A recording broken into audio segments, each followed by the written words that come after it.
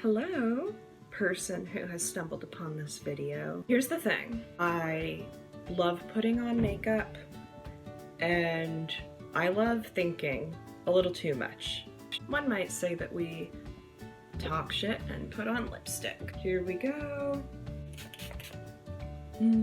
I love a good primer mist. Got in my mouth, oh my god. This here is Revolution Beauty's Purifying Priming Water with a wee bit of CBD in it. Their CBD products smell divine, like honey. That's what my honey tells me. My name is Jordan Winter.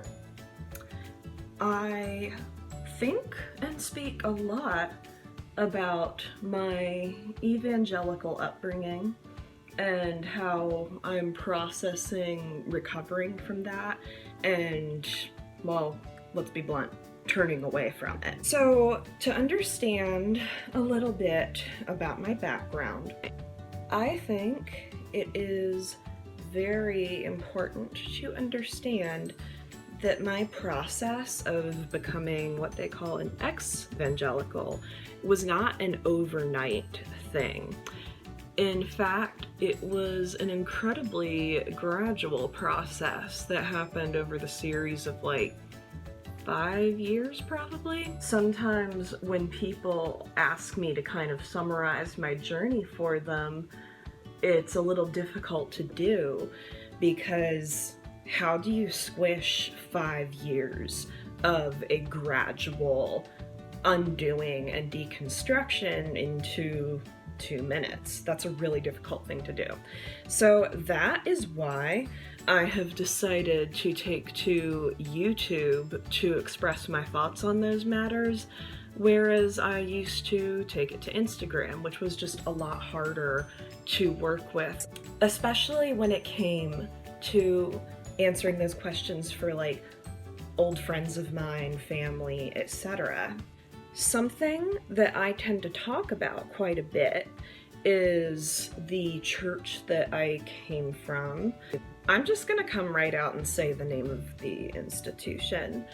I spent a good chunk of my formative years as a member of a church from Sovereign Grace Ministries, formerly known as PDI or People of Destiny International. Some of you might have heard a little bit about the controversies associated with Sovereign Grace Ministries as a whole. A quick Google will probably tell you enough, honestly.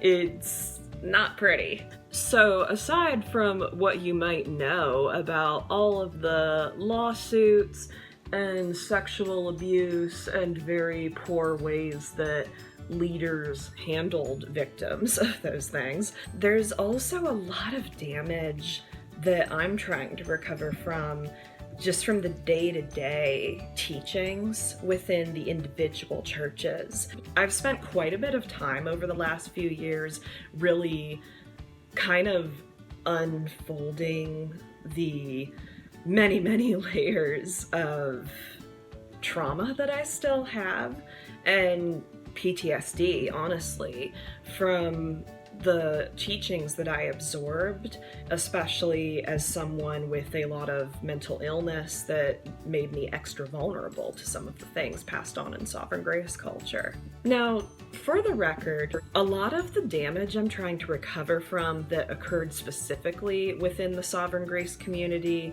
isn't necessarily specific to that institution alone. A lot of it is just classic stories that a lot of evangelical Christians are recovering from. So many of these stories I might share with you over time, you might never have heard of Sovereign Grace Ministries and be like, oh my god, me. So with that being said, I did not become a part of Sovereign Grace until I was about 11 years old. That's also kind of like a really sensitive and formative time in a young person's life. You're not a teenager yet, but you're definitely going from like little child to aware being, you know, and you're forming who you are. So that was definitely a weird time to become a part of it. I was raised in a lot of unhealthy and bad stuff from babyhood, quite honestly. It all comes from like, you know, stuff that your parents are fed when they are looking to figure out what they believe, and then it kind of passes down to you, and well, as my mother always said, shit trickles down. So a lot of the stuff that I was made to believe during my formative years in Sovereign Grace was stuff that began to kind of unravel in my college years. See, the thing about growing up in the church is that if that is the environment you're used to, if church has been your primary place of socializing and building community and friendships your entire life, there's a lot of culture shock that happens when you start to move out of that and go to college. And in my case, it's important to note I was not only raised Christian, I was also raised homeschooled. For the record, I'm not one of those people who's going to say like all homeschooling is bad because there's no opportunity to socialize. That is an understandable but very simplistic myth. The thing is, a lot of churches have homeschool co-ops, and there are also a lot of independently run homeschool co-ops and groups that are not a part of a church but are still very much geared towards Christian homeschoolers. And the problem with Christian homeschool socializing is that all of your primary socializing and learning from other people is happening within the Christian bubble. So it's not that you're not getting socialized, it's that your socializing is all taking place within a very limited perspective. So by the time I was 18, graduated high school, and started going to community college, it was a little bit of a culture shock, as you can imagine.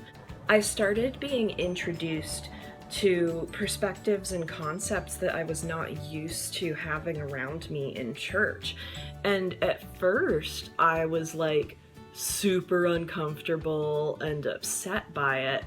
But I can tell you, all these years down the road, it was the best possible thing for me. Now, take for example, things that we are raised believing when we are raised in evangelical church. Of course, you can imagine the big bad one. I was raised believing that homosexuality is a sin, and that anything possibly related to it was an abomination. As you can imagine, once I started going to college, I was no longer strictly around straight, cis, evangelical white people. I was around a lot of different kinds of people. Sadly, a thing that happens with a lot of Christians, not just about LGBTQ+ matters, but about all kinds of things that they've been ingrained to not believe in, is that when someone who is a Christian is actually like confronted with that thing, or a person who exhibits that thing, it's not uncommon for them to get very uncomfortable, squeamish, and kind of want to not be associated with it. While it's obvious that most of that is due to learned homophobia or just general judgment, a lot of the mindset that goes into that, and this is like a subconscious thing, it was for me, it is for a lot of Christians, is that we're so afraid that if we pretend like we're chill or okay with that person or thing that's in front of us, then we are complicit in sin. And as Christians, we're not being good witnesses, and God's gonna be mad at us and blah, blah, blah. You know, it's a whole fun rabbit hole that we're trained to think about. But here's the thing. When you are forced to be around people who are different from you for a long enough period of time, what winds up happening is that you're forced to confront the obvious. These are real people. And yes, in hindsight, It's a pretty tragic thing that we actually have to convince ourselves that the people we were raised to see as other or sinners are real people just like us. That's an awfully big thing to debate. So fast forward a few years down the road, the longer I was exposed to other people, other lives, other cultures that were different from my own, the more I actually started to, dare I say, repent of the former judgment and phobias I had held. Within that time, I had met all kinds of people, and I'd had a lot of time to really rethink the views that I had been brought up with. And my God, it was so good for me and good for the people around me. And another really important thing happened along that journey where, aside from overcoming my issues with homophobia and my beliefs about LGBTQ+ matters, I also started getting exposed to other ways of being in the realm of Christianity and church. It's often said in some form or another that whether it's about abuse or some kind of mistreatment or whatever, that you don't necessarily know that you've been abused or that you've been duped in some way or another until you're introduced to the opposite of that thing. In my case, I started attending a church very different from the one I'd been brought up in. I started attending a campus ministry that also was totally different from what I'd been a part of before. And it was in joining those different kinds of communities and seeing the way that Christianity was displayed to me that I started realizing that's a lot better and kinder than what I'd encountered before. Was I tricked? Was I cheated out of human decency? And sadly, the answer was, in many cases, yes, I was. And again, as I said, it's that very important realization where you don't necessarily know that you've had a bad experience until you've had a good experience. And then came the PTSD. So, even though the process of changing my belief system was a gradual one, it was about 2017, I'd say, when I really started going back and re-examining some of the things I'd been taught and realizing, holy shit, no wonder I have been living in an internal hell for the last several years. Who needs to worry about going to hell when the church has created a special one just for you? I started to look back on teachings that had really shaped my worldview during my teen years.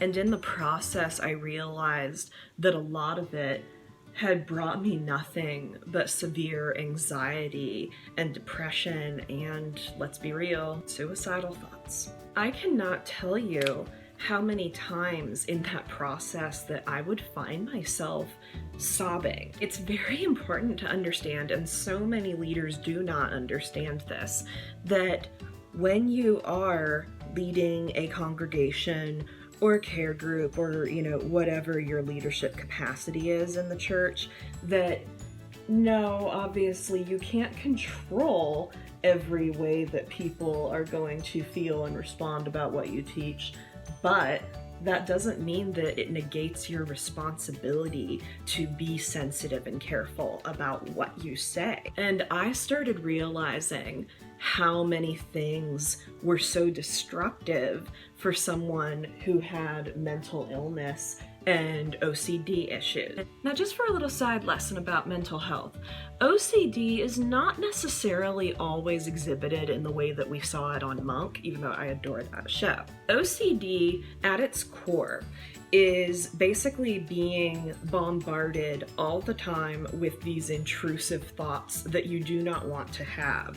And they torture you so much internally that sometimes you resort to atoning actions to ease it somehow. Hence why you see it often portrayed in media media that people might be bombarded by their fear of germs, which is their intrusive thought, and their atoning action to fix it is hand washing. Now, it's not to say that that isn't real. It is a real thing, but that's because that's an easier, more tangible way to portray OCD to a visual viewer. In my case, I suffer from a form of OCD that is more mentally, emotionally charged.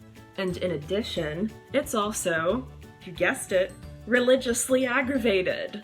So when you deal with that kind of OCD and you are very religious, often what happens is your intrusive thoughts might be fear of being guilty or having sinned. And your atoning action could be anywhere from punishing yourself for that thing that you may or may not have done that may or may not be sin.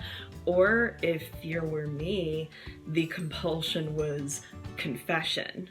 Now, mind you, the funny thing about that is that I wasn't even raised Catholic. I'd never even set foot in a Catholic church until a couple of years ago to see a little baptism. But all forms of Christianity practice confession in some form or another. Because of my mental health issues and upbringing and all kinds of little factors that went into it, I often felt that if there was something I'd done that I felt guilty about, the only way that I could truly be free of the guilt that I was feeling was not just if I confessed it to God and asked God for forgiveness, but that wasn't really good enough.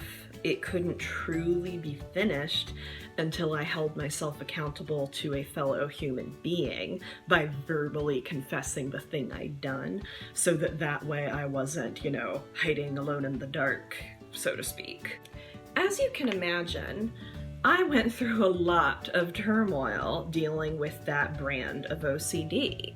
I was constantly afraid as a teenager that something I thought or said may have qualified as sin, and that if that was the case, I had to make sure I confessed it and took care of it so I could truly be absolved of it.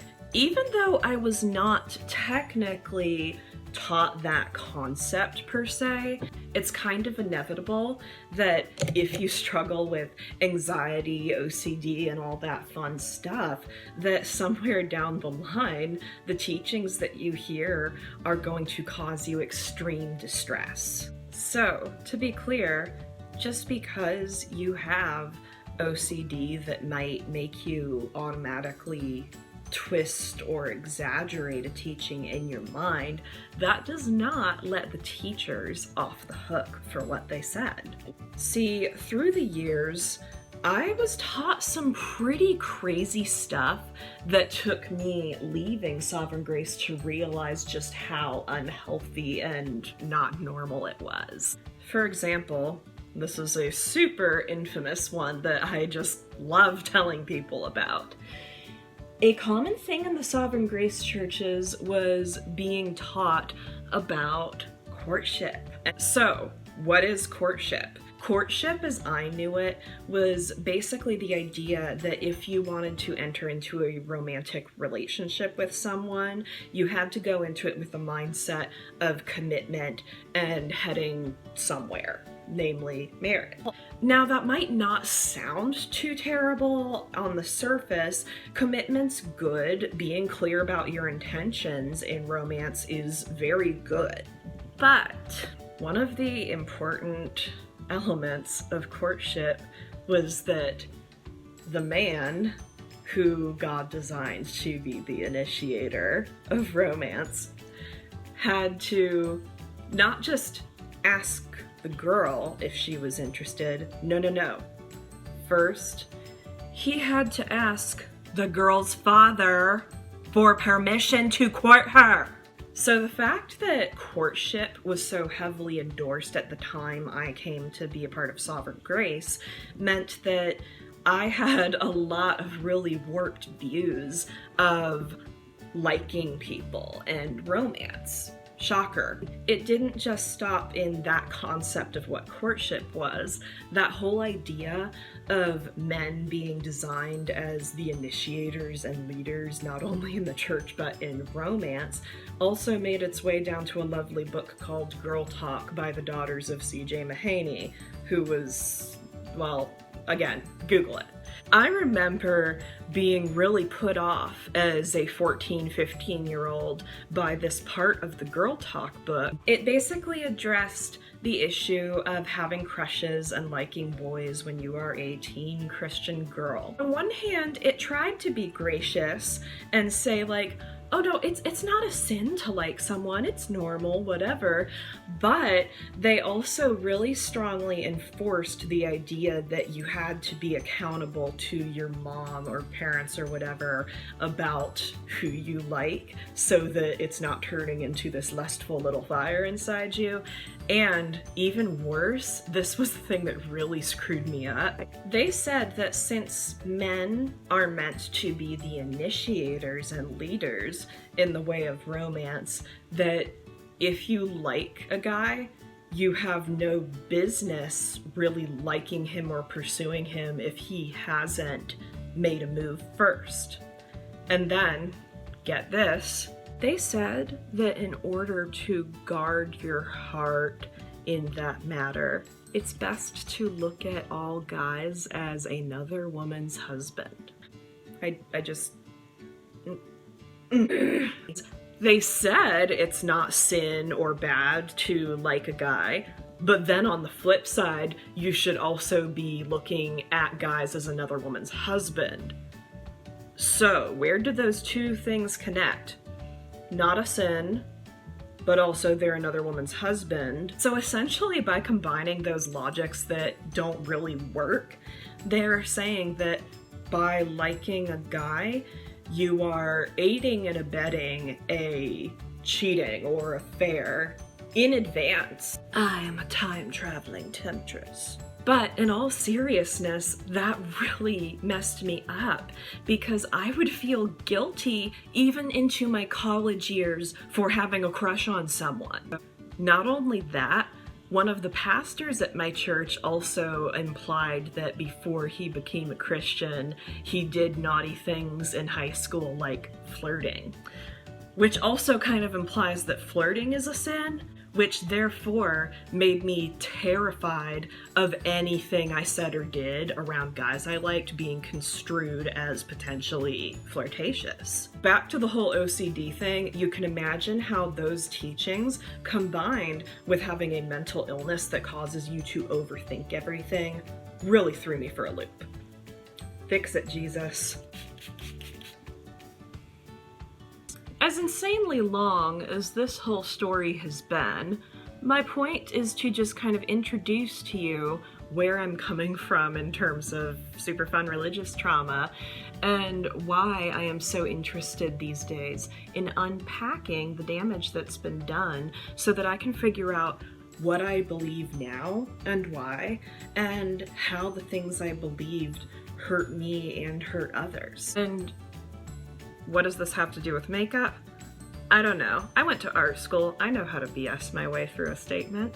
Perhaps you could say that doing makeup the way I do and how often I do is a way of reclaiming my femininity. However, makeup is not inherently feminine. In fact, I believe that makeup is for everyone. And of course, coming from an evangelical church, men were expected to be manly men who expressed themselves like men. And if they expressed themselves like a woman, then blah blah blah, masculine, God's design, who knows something. But some of you also may be familiar with how modesty is such a big deal in some evangelical circles. And boy, was it a big deal in Sovereign Grace. Modesty was a really big deal in Sovereign Grace circles, especially from the books that were enforced, because, as usual, it was the woman's fault. What were you wearing? Were you wearing spaghetti straps? Now, of course, the whole thing with the modesty concept and making everything the woman's fault is not only an obvious symptom of the patriarchy and misogyny, but it's to remind us of our duty as the women who are under the men.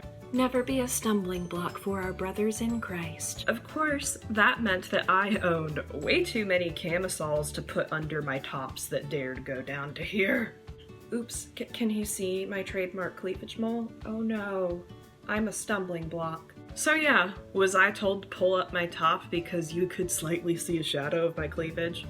Yes. Did I know other girls who were told that the way they dressed was going to be a problem for so-and-so's son? Yes. Sidebar, Besame Cake Mascara is my favorite thing.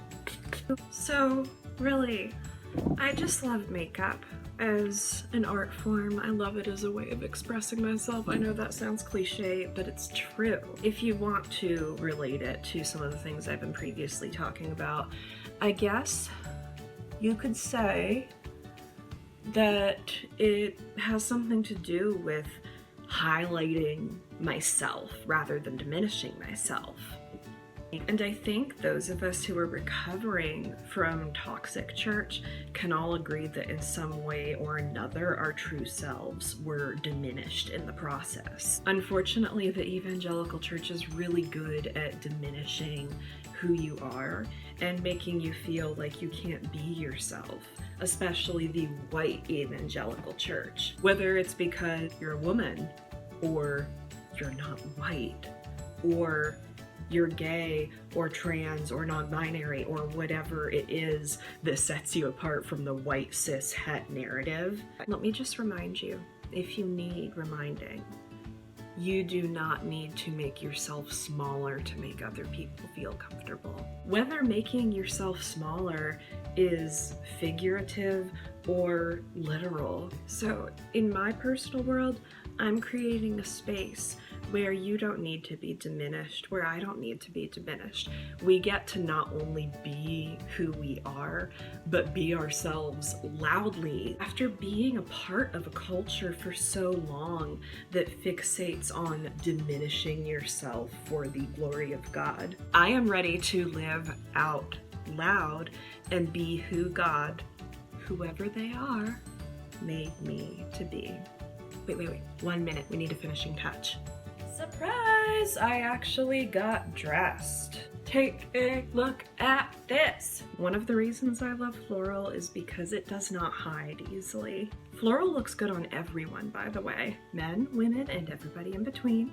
Wearing floral is like a way of saying, look at me, I'm here, and I'm beautiful. And if you've known me long enough, you know I am a big fan of hair flowers. And now I'm going to show you a close-up of a really special part of this outfit. If you stand with racism, homophobia, transphobia, fat phobia, misogyny, any kind of phobia that suppresses a person's basic human rights, then you can fuck up.